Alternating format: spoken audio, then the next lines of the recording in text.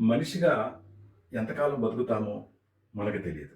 ఎందుకంటే ఇప్పుడు జరిగే ఇన్సిడెంట్స్ గానీ, లేకపోతే కోయిన్సిడెంట్స్ గానీ మన కంట్రోల్‌లో ఏమీ లేవు.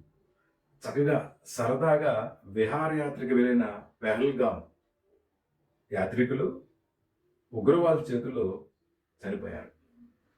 క్రికెట్ క్రేజీతో వెళ్ళిన క్రికెట్ అభిమానులు ఆర్‌సీబీ ఉచ్చులో పడి ఒక 11 మంది ప్రాణాలు కోల్పోయారు. విమానం లండన్ హ్యాపీగా వెళ్దామన్న క్షణంలో విమాన యాక్సిడెంట్‌లో 270 పైచిలుక ప్రాణాలు గాలిలో కలిసిపోయాయి. అదే కాకుండా హాస్టల్‌లో వాళ్ళకేమీ తెలీదండి. పైనుంచి వచ్చి విమానం బిల్డింగ్ మీద పడుతుందని తెలీదు.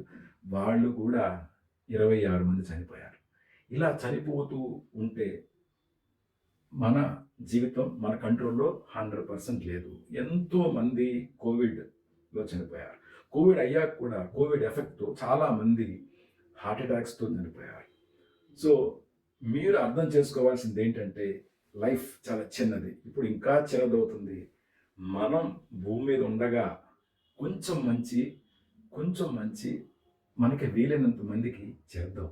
చేసి ఈరోజు మనం ఉన్నప్పుడు ఎలా ఉన్నామో, వెళ్ళిపోయినప్పుడు పోయాడురా అని చెప్పుకోకూడదు. చాలా మంచివాడండి. ఇలా పోవడం చాలా బాధాకరం అనే మెసేజ్ తెప్పించుకున్నట్టుగా మీరు ఉండాలి. దయచేసి మీరు అలా ఉంటారని నేను భావిస్తాను. ఒక్కసారి ఆలోచించండి. జీవితం చాలా చిన్నది. మంచి చేద్దాం, మంచిగా బతుకుదాం.